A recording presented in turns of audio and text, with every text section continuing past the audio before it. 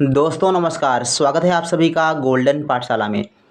प्यारे बच्चों, यदि आप राष्ट्रीय आय एवं योग्यता आधारित छात्रवृत्ति परीक्षा की तैयारी कर रहे हैं तो आप सभी के लिए ये वीडियो बहुत ही खास होने वाला है। प्यारे बच्चों, इस वीडियो में हम सामाजिक विज्ञान का मॉडल पेपर देखेंगे। टोटल बच्चों 180 प्रश्न आते हैं, जिसमें से 90 प्रश्न सेट पेपर के अंतर्गत आते हैं।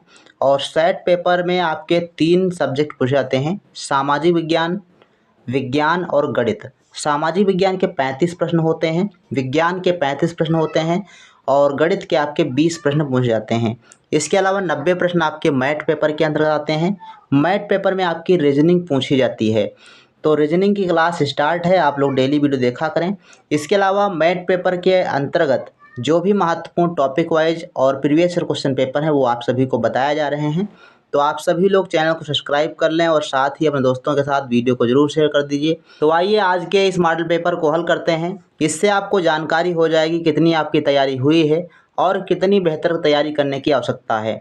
तो आइए देखते हैं। पहला प्रश्न बच्चों आपकी स्क्रीन पर दिया गया है, 126 नंबर। भारत में व्यापार करने हेतु सर्वप्रथम अधोलिखित कौन आए थे? ऑप्शन है ब्रिटिश, फ्रांसीसी, पुर्तगाली, डच।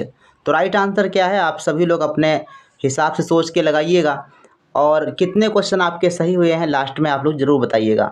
तो इसका बच्चों राइट आंसर हो जाएगा थर्ड ऑप्शन, पुर्तगाली। सबसे पहले पुर्तगाली भारत आए थे।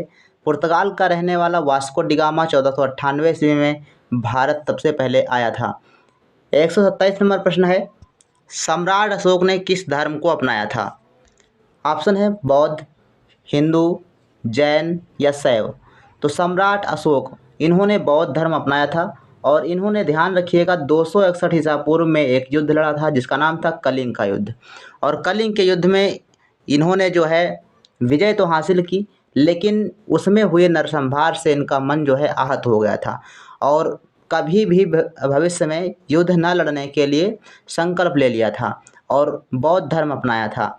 तो इसका बच्चों राइट आंसर हो जाएगा ए ऑप्शन, यानी फर्स्ट ऑप्शन है बौद्ध धर्म। 28 नंबर क्वेश्चन है, वास्को डिगामा किस वर्ष भारत आया था? तो हमने आपको अभी बता दिया 1498 ईस्वी में वास्को डिगामा भारत आया था। थर्ड ऑप्शन आपका बिल्कुल सही जवाब हो जाएगा। 129 नंबर प्रश्न है, भारतीय राष्ट्रीय कांग्रेस की स्थापना किसने की थी? ऑप्शन है महात्मा गांधी, जवाहरलाल नेहरू और तीसरा ऑप्शन है सरदार पटेल और चौथा ऑप्शन है एवो ह्यूम। तो इसका बच्चों राइट आंसर हो जाएगा एवो ह्यूम ने भारतीय राष्ट्रीय कांग्रेस की स्थापना 1885 ईस्वी में की थी। तो सन भी आप लोग याद रखिएगा, 1885 ईस्वी में कांग्रेस की स्थापना हुई थी। 130 नंबर प्रश्न है, दीन ए इलाही की स्थापना किसने की थी? अगर आपको ब्लर दिखाई दे रहा है, अच्छा नहीं दिखाई दे रहा है, तो आप लोग अपने मोबाइल से 720 पिक्सल पर देखेंगे तो बहुत ही अच्छा दिखाई देगा। क्वालिटी आप मोबाइल से बढ़ा लीजिए। तो इसका बच्चों राइट आंसर क्या हो जाएगा? दीन ए इलाही की स्थापना बच्चों अकबर ने की थी। इसका फर्स्ट ऑप्शन बिल्कुल सही जवाब हो जाएगा। 131 नंबर प्रश्न है, शिवाजी का राज्याभिषेक किस स्थान पर हुआ था? रायगढ़, प्रतापगढ़, सतारा या पुणे। तो शिवाजी मराठा साम्राज्य के महत्वपूर्ण पेशवा थे और इनका राज्याभिषेक हुआ था रायगढ़ के किले में। फर्स्ट ऑप्शन आपका सही जवाब हो जाएगा। 132 नंबर प्रश्न है, गदर पार्टी का गठन किसके नेतृत्व में हुआ था? ऑप्शन आपके पास हैं लाला हरदयाल, अरविंद घोष, भगवान सिंह, इनमें से कोई नहीं। तो राइट आंसर बच्चों क्या हो जाएगा इसका? लाला हरदयाल गदर पार्टी के क्या थे? संस्थापक थे। तो इसका बच्चों राइट आंसर हो जाएगा फर्स्ट ऑप्शन लाला हरदयाल। 133 नंबर प्रश्न दिया गया है, अकबर के दरबार में वित्त एवं राजस्व मंत्री था अबुल फजल, राजा टोडरमल, राजा मान सिंह या हकीम हुमाम। अकबर के दरबार में 9 रत्नों में से महत्वपूर्ण थे राजा टोडरमल, जो राजस्व मंत्री थे। तो राइट आंसर इसका बच्चों सेकेंड ऑप्शन हो जाएगा। क्वेश्चन नंबर 34, प्रसिद्ध अंग्रेजी राजदूत थॉमस रो किसके दरबार में आया था? थॉमस रो ये भारत कब आया था? आप लोग कमेंट सेक्शन में लिखिएगा। इसके अलावा ये किसके दरबार में आया था? तो राइट आंसर इसका हो जाएगा जहांगीर। दूसरा ऑप्शन आपका सही जवाब है। 135 नंबर प्रश्न है, सत्य शोधक समाज की स्थापना किसने की थी? ज्योतिबा फूले, केशव चंद्र सेन, राजा राम मोहन राय, इनमें से कोई नहीं। तो बच्चों सत्य शोधक समाज की स्थापना की थी ज्योतिबा फूले ने। फर्स्ट ऑप्शन इसका बच्चों सही जवाब है। और इन्होंने एक पुस्तक लिखी थी जिसका नाम था गुलामगिरी। गुलामगिरी पुस्तक के लेखक भी पूछता है तो आप लोग इसको याद रखिएगा। गुलामगिरी नामक पुस्तक लिखी थी ज्योतिबा फूले ने और सत्यशोधक समाज की स्थापना की थी। 136 नंबर प्रश्न है, भारत का प्रथम वायसराय कौन था? Lord Canning, Lord Elgin, Lord Dufferin या लॉर्ड रिपन? राइट आंसर बच्चों हो जाएगा लॉर्ड कैनिंग जो थे वो भारत के प्रथम वायसराय थे। First option is the right answer. 137 number प्रश्न है, महात्मा गांधी की आत्मकथा का क्या नाम है? हिंद स्वराज, नवजीवन, यंग इंडिया, सत्य के प्रयोग? 37 का बच्चों राइट आंसर हो जाएगा सत्य के प्रयोग। अब ध्यान रखिएगा, ऐसे भी प्रश्न आपका आ सकता है कि महात्मा गांधी कौन सी रचना है। तो इसमें चारों रचनाएं महात्मा गांधी की दी गई हैं, तो आप लोग याद रखिएगा हिंद स्वराज भी है, नवजीवन भी है और यंग इंडिया भी है। तो आप लोग जो है तीनों का नाम जरूर याद रखेंगे। 138 नंबर प्रश्न है, भारत का संविधान कब लागू हुआ था? तो ये क्वेश्चन बताने की आवश्यकता नहीं है, आप सभी को पता होगा। 26 जनवरी 1950 ईस्वी को भारत का संविधान लागू हुआ था और तभी से हमारा देश क्या हुआ था? गणतंत्र हुआ था। 39 नंबर प्रश्न है, भारत देश कब स्वतंत्र हुआ था? तो आप सभी को पता होगा 15 अगस्त 1947 ईस्वी को भारत देश को आज़ादी मिली थी, देश स्वतंत्र हुआ था। 140 नंबर प्रश्न कहता है कि भारतीय संविधान में मौलिक अधिकारों की कितनी संख्या है? 5, 6, 7 और 8। पिछले 2024 के एग्ज़ाम में जो है ये प्रश्न बना था कि मौलिक कर्तव्यों की संख्या कितनी है।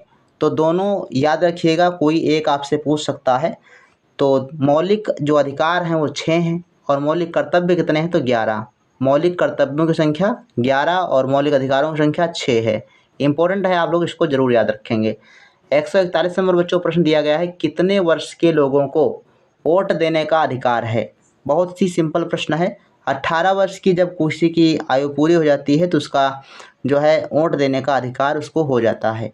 तो फर्स्ट ऑप्शन आपका सही जवाब हो जाएगा। 142 नंबर प्रश्न बच्चों दिया गया है कि भारतीय संविधान में कितने अनुच्छेद हैं? 395, 398, 352 या 356? तो मूल संविधान में 395 अनुच्छेद थे, इसमें फर्स्ट ऑप्शन आपका सही जवाब हो जाएगा। इसके अलावा अनुसूचियाँ पूछता है तो मूल संविधान में 8 अनुसूचियाँ थीं और वर्तमान में 12 अनुसूचियाँ हो गई हैं। और भाग की बात करें तो 22 भाग थे, ये भी आपको ध्यान रखना। तो भारतीय संविधान में कितने भाग हैं? 22 भाग। अनुसूचियाँ कितनी हैं? 12 हैं वर्तमान में और अनुच्छेद कहते हैं 395। 143 नंबर प्रश्न कहता है कि हमारे मौलिक अधिकारों की सुरक्षा कौन करता है? राष्ट्रपति, लोकसभा, प्रधानमंत्री, उच्चतम न्यायालय? तो राइट आंसर फोर्थ ऑप्शन हो जाएगा, उच्चतम न्यायालय जो है अधिकारों की रक्षा करता है। 144 नंबर प्रश्न है, भारतीय संविधान कितने समय में बनकर तैयार हुआ था? तो इसका बच्चों राइट आंसर हो जाएगा पहला ऑप्शन 2 वर्ष 11 माह 18 दिन। तो पहला option is the right answer. आशा है कि ये जो क्वेश्चन है आप लोग ऐसे प्रश्नों को छोड़ेंगे नहीं, बहुत ही आसान प्रश्न होते हैं और थोड़ा सा जो है आप लोगों को पढ़ना जरूर पड़ेगा। 145 नंबर प्रश्न है, राष्ट्रपति के पद हेतु न्यूनतम आयु कितनी होनी चाहिए? तो राष्ट्रपति बनने के लिए न्यूनतम आयु होनी चाहिए बच्चों 35 वर्ष। इसका थर्ड ऑप्शन सही जवाब हो जाएगा। इसके अलावा अगर पूछता है कि प्रधानमंत्री बनने के लिए न्यूनतम आयु क्या है, तो 25 वर्ष होती है। राज्यपाल बनने के लिए 35 वर्ष होती है और मुख्यमंत्री बनने के लिए 25 वर्ष होती है, ध्यान रखिएगा। 146 नंबर प्रश्न है, भारतीय संविधान की संचालन समिति के अध्यक्ष थे? अब संचालन समिति यानी भारतीय संविधान जो सभा है उसके अध्यक्ष कौन हैं? तो ये बच्चों हैं डॉक्टर राजेंद्र प्रसाद। दूसरा ऑप्शन आपका सही जवाब हो जाएगा। डॉक्टर भीमराव अंबेडकर ये थे बच्चों प्रारूप समिति के अध्यक्ष। प्रारूप समिति एक बनाई गई थी, ड्राफ्टिंग कमेटी जिसे कहते थे, और उसके अध्यक्ष थे डॉक्टर भीमराव अंबेडकर। 147 नंबर प्रश्न है, रिजर्व बैंक का मुख्यालय कहाँ स्थित है? दिल्ली, मुंबई, चेन्नई या कोलकाता? तो रिजर्व बैंक का मुख्यालय बच्चों है मुंबई में, इसका सेकंड ऑप्शन सही जवाब हो जाएगा। 148 नंबर प्रश्न कहता है कि हिमालय की सबसे ऊंची चोटी स्थित है? अब ये कहाँ पर है, ये लोकेशन पूछ रहा है। भारत में, चीन में, नेपाल में या तिब्बत में? तो भारत की या हिमालय की सबसे ऊंची चोटी ये नेपाल में है, थर्ड ऑप्शन सही हो जाएगा। और नाम क्या है? एवरेस्ट। और इसकी ऊंचाई कितनी है? 8,850 मीटर। 149 नंबर प्रश्न है, किस शहर को गुलाबी शहर के नाम से जानते हैं? तो गुलाबी शहर जयपुर को कहा जाता है, आप सभी को पता होगा। ये फर्स्ट ऑप्शन इसका बिल्कुल सही जवाब हो जाएगा। कानपुर को जो है पूर्वोत्तर भारत का मैनचेस्टर कहते हैं। 150 नंबर प्रश्न कहता है, निम्नलिखित में से एक देश एक महाद्वीप भी है। तो ऑस्ट्रेलिया जो महाद्वीप है वो स्वयं में एक देश भी है, तो सेकंड ऑप्शन इसका सही जवाब हो जाएगा। 151 नंबर प्रश्न है, किस ग्रह को भोर का तारा कहा जाता है? भोर का तारा, सुबह का तारा, पृथ्वी की जुड़वा बहन और कई नामों से जो है इसे जाना जाता है। तो ये हो जाएगा बच्चों शुक्र ग्रह। थर्ड ऑप्शन आपका सही जवाब हो जाएगा। तो ये जो ग्रहों के नाम हैं इनकी विशेषता के अनुसार आपको याद करने हैं, तो आसानी से याद हो जाएंगे और सूर्य की दूरी के क्रम के अनुसार आपको इनको अच्छे से याद कर लेना है। 152 नंबर प्रश्न है, किस राज्य में कॉफ़ी की सबसे अधिक पैदावार होती है? कर्नाटक, हिमाचल प्रदेश, राजस्थान या हरियाणा? तो कर्नाटक में सबसे ज़्यादा पैदावार होती है कॉफ़ी की, इसका फर्स्ट ऑप्शन सही जवाब हो जाएगा।